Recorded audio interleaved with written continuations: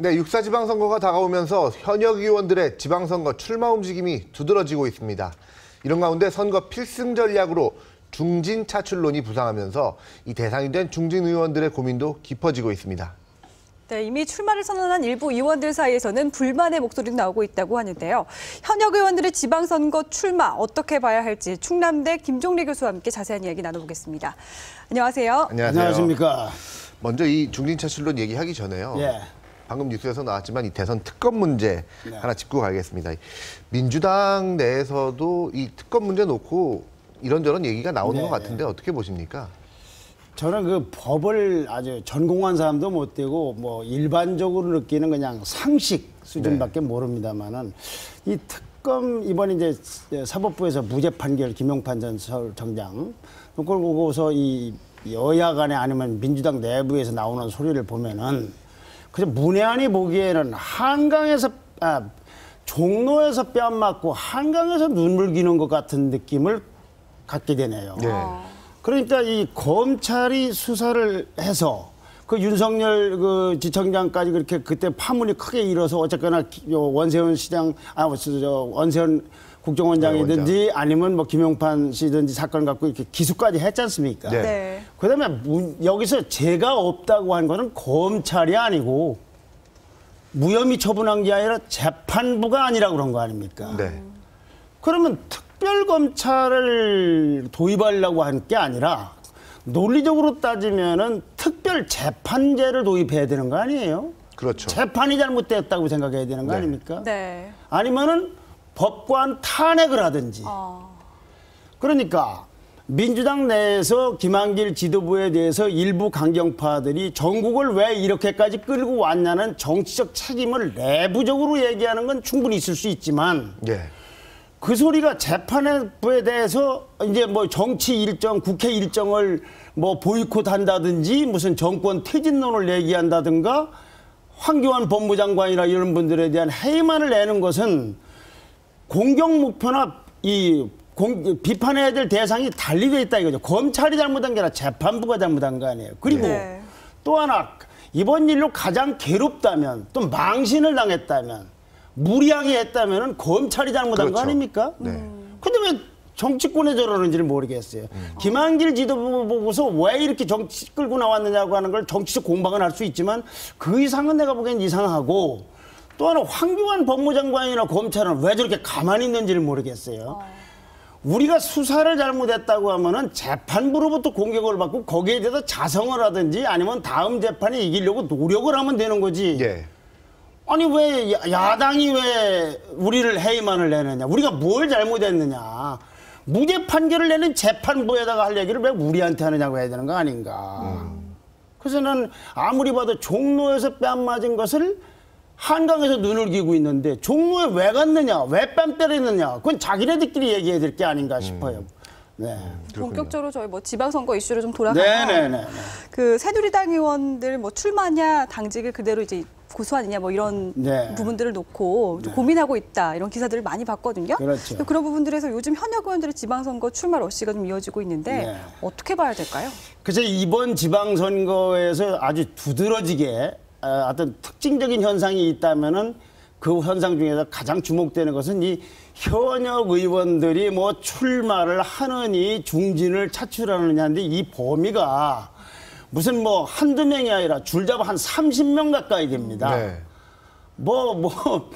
하여튼 뭐 어떤 지역에서는 뭐 대여섯 명이 날리고 부산만 해도 벌써 서병수 의원, 뭐 박민식 의원, 호남에도 보면은 뭐 주승용 의원, 이낙 의원, 뭐 누구니 충북의 윤진식 의원이냐 이러고 난리거든요. 근데 근본적으로 이렇게 된 것은 여러 가지 원인이 있다고 봅니다. 그 중에 하나의 원인은 안철수 신당 바람이 불면서 선거판이 어떤 데는 유리해지고 어떤 데는 불리해지기도 하고 좀 판세가 변한 것이 국회의원들에게 새로운 블루쿠션이라고 할까 찾는 쪽으로 유도를 한 것이 있는가 아닌가 싶고 또 하나 이제 중진 차출로는 중앙당에서 사람을 내려보내려고 하는 거지만은 대다수 의원들은 중진 차출이 아니라 스스로가 출마하겠다고 하는 거 아닙니까? 네. 그건 이유가 있다고 봅니다. 어떤 이유가 있습니까? 넓은 의미로 볼 때는 정치가 발전하고 있는 유권자 의식이 변해서 네.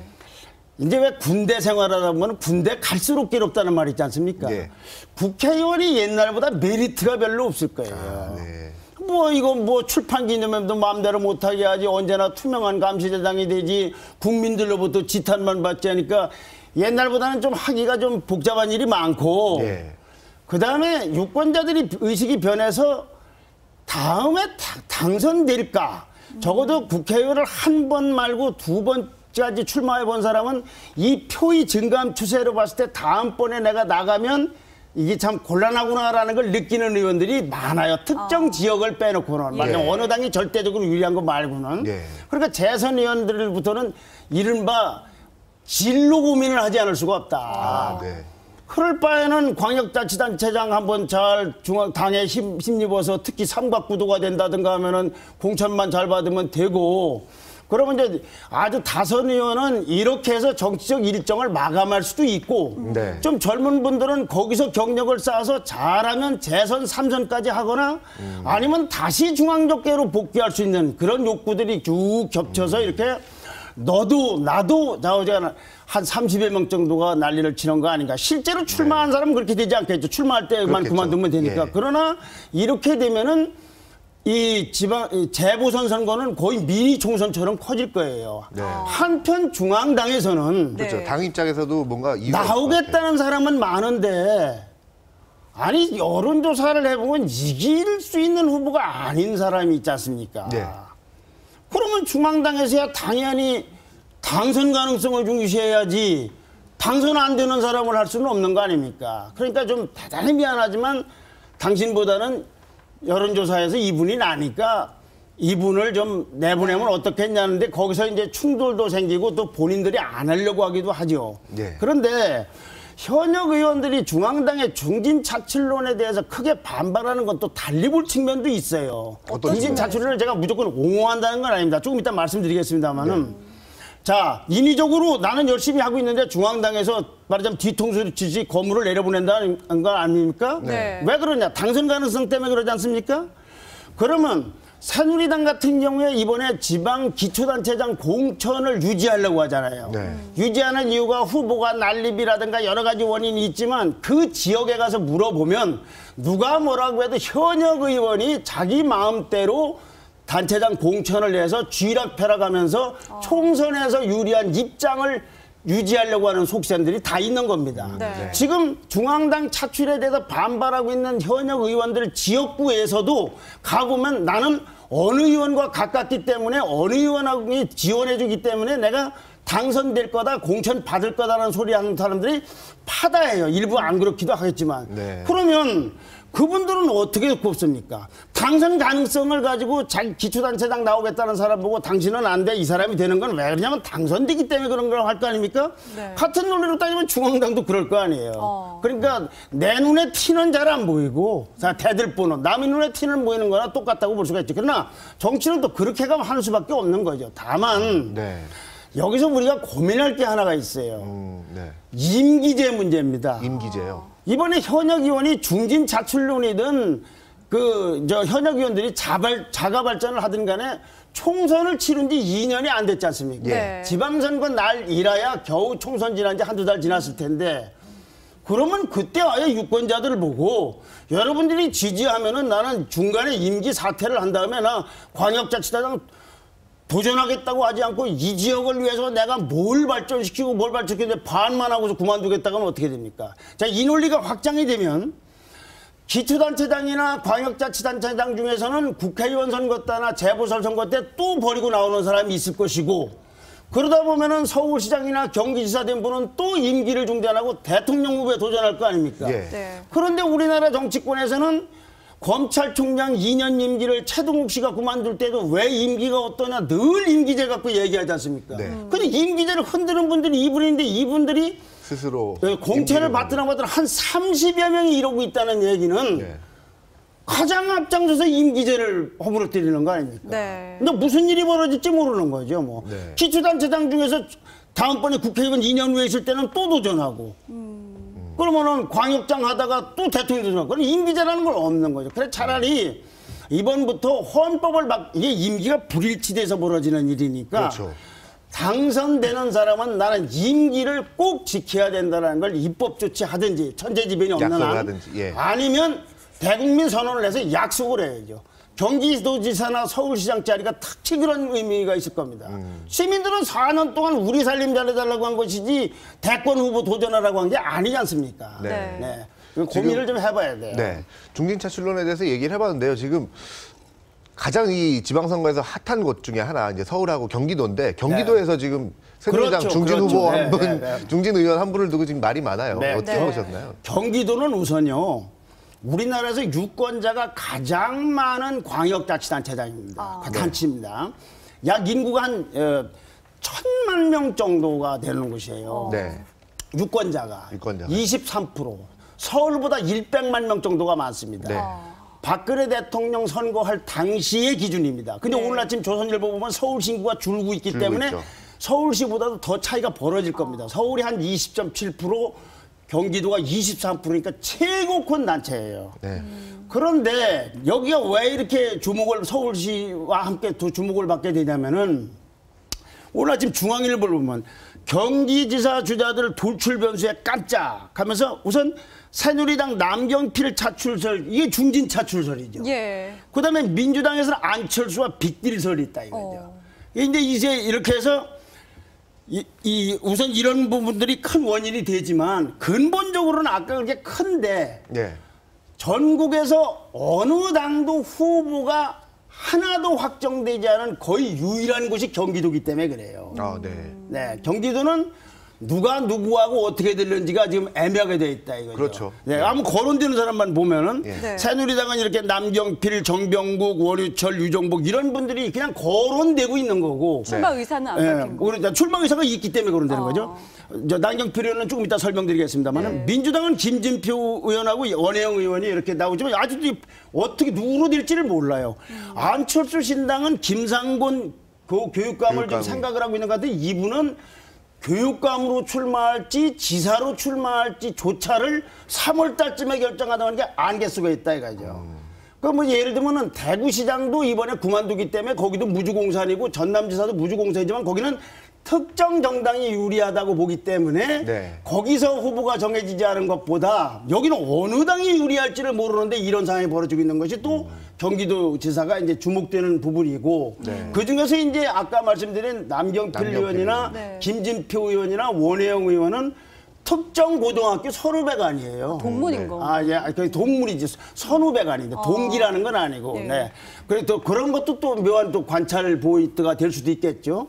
그러면 이제 아까 말씀하신 대로 왜 남경필 의원 때문에 특히 이제 경기지사가 주목을 받는데 중앙일보 오늘 아침자 기사를 보면은 이렇게 여론조사를 해봤더니 네. 남의원은 27.5%로 압도적이네요. 유정복 장관의 7.5%, 원우철 의원의 6.7%, 정병기 의원님 6.3%보다 몇 배가 많습니까? 네 배, 다섯 그러니 당으로서는 뭐 이분들이 다 아깝지 않다는 것이 아니라 당선을 가능성을 둬야 될 거 아닙니까? 네. 그리고 이 김진표 의원하고 안철수 신당 쪽으로 가령 김상곤 경기도 교육감이 나온다고 할 경우라도 이렇게 45.5 대 23.5, 19.9니까 둘을 합쳐도 여기보다 그렇죠. 적지 않습니까? 네. 게다가 한간에서 나왔지 아까 중앙일보 나왔듯이 서울시장과 경기도의 빅딜설이 있지 않습니까? 예. 서울은 막 박원순 시장한테 안철수 신당 쪽에서 양보를 하고 네. 경기도는 막 안철수 신당이 뭐 가져간다. 가져간다. 뭐 그건 말도 안 되는 소리지만 네. 어쨌거나 소리로서는 저렇게 나오고 있기 때문에 제일 지금 뭐 이제 어느 지역인들 뭐 자치단체 인구가 적다고 중요하지 않다는 것이 아니라 구계자가 보기에는 이 난전 중에 난전을 벌이는 데가 여기고 아까 말씀대로 특정 지역이 아니고 전국의 축소판인데다가 인구가 제일 많기 때문에 네. 1천만 가까운 분들이 유엔에서 아마 가입한 나라 절반 이상은 나라 인구수가 1천만이 안 될 겁니다. 네. 그러니까 엄청나게 큰 단체죠. 그렇군요. 네. 지금 이렇게 중진 차출론에 시끄러운 지역들이 있는가 하면 네. 다른 지역들은 이제 새누리당 내에서요. 박심 때문에 또 시끄러워요. 그렇죠. 박심 논란. 예, 이 남경필 의원이 그래도 탄력을 받는 이유는 이분은 박심하고 관련이 없는 없죠. 정치로 분류가 되어 있기 때문에 별 말이 안 나오는 거죠. 근데 남경필 의원 같은 경우에는 지금 5선인데 나이가 49세예요. 네. 좀 젊죠. 국회의원 치고는 그렇게 늙지 않았다고 보는 게 좋겠죠. 그러나 선수에 비하면 굉장히 젊죠. 그래서 앞으로 이 원내대표라든가 진로 고민을 하지만 여러모로 봐서 경기도 가서 한 번 더 덩치를 키워서 선수를 조금 쉬었다가 다시 중앙정계로 오는 것, 그걸 이제 많은 사람들이 아주 강력하게 얘기를 하고 있어서 아마 거부하기가 쉽지 않을 거라고들 해요. 그러나 그건 본인이 결정하는 거지만. 근데 이제 이 남경필 의원 같은 경우는 이제 박심과 관련이 없다고 할 경우에 지금 이제 동아일보 오늘자인데 친박이 천과 교감해서 누구누구를 민다. 공천 배우론 갈등 표출. 이게 이제 친박 이른바 박심 논란 아닙니까? 근데 이 부분에 대해서 이따 그 문제가 갖고 있는 폐해를 말씀드리기로 하지만 가령 이 부분에 대해서 또 반론도 이렇게 얘기할 수가 있어요. 아까 말씀드린 대로 현역 의원들이 기초단체장을 뽑을 때 자기 의도대로 뽑을 가능성이 있고 그래서 공천제를 유지한다고 그랬지 않습니까? 그것도 어떻게 보면 김심이면 김심 논란 아닙니까? 그리고 이재호 의원이 김항식 이 전 총리 영입에 대해서 친박 얘기를 하셨는데 김항식 의원은 이제 김항식 전 총리는 한국의 사회 기본 틀을 바꾸고 싶다든지 박원순 시장의 재선을 막겠다고 하는 말하자면 굳이 뭐 말을 붙이자면 합리적 보수 입장에서 나서려고 하는데 저걸 그렇게 친박이라고까지 이렇게 얘기하면서 박심이라고 하는 것이 과연 온당한지 또 하나는 이분이 정치에 실세로 있었던 이명박 정부 시절에 대통령 후보 경선 때나 그 위에 벌어진 총선 때 어떤 일이 벌어졌기 때문에 박근혜 대통령이 당시 의원이지만 나도 속고 국민도 속았다고 하지 않았습니까? 그리고 그 후에 벌어진 당 대표 선거에서는 돈 봉투 사건이 있어서 당시 대표가 됐다 국회의장 된 분이 기소까지 됐지 않습니까? 그렇다고 해서 이제 또 그런 일을 되풀이하면 안 되겠지만 그런 전력이 있는 거고 또 가령 김무성 의원만 해도 지금 통일 모임, 역사 모임을 하지만 국회의원이 100명 이상이 참여할 것 같으면 당에서 하는 게 나은 거지 굳이 그렇게 연구 모임 만들 거 없지 않습니까? 그래서 목적은 아니죠. 다른 사람들은 순수하게만 보지 않는 시각도 있다. 근데 문제는 이렇게 해서 친소관계 때문에 하는 거. 이해운 최고위원도 지금 지난번 대표 경선 때 2등을 했는데 친박의 도움을 받아서 하긴 했는데 이런 분들이 나중에 가서 이제 와서 마케팅한다는 건 문제가 있으나 가령 친박을 내세우고 박심을 내세워서 계속 선거운동을 할 경우에 그 후유증은 아름답지 못한 연대만큼이나 아름답지 못한 경선이 될 거기 때문에 이 점에 대해서는 굉장히 주의하고 제도적인 장치를 만들어 놔야 되겠죠. 아무래도 부작용이 클 겁니다. 저걸 고수하면. 그렇겠네요. 오늘 민주당 특검 논란 그리고 새누리당 내 중진 차출론 그리고 박심 논란까지 충남대 김종래 교수와 함께 짚어봤습니다. 교수님 오늘 말씀 감사합니다. 감사합니다.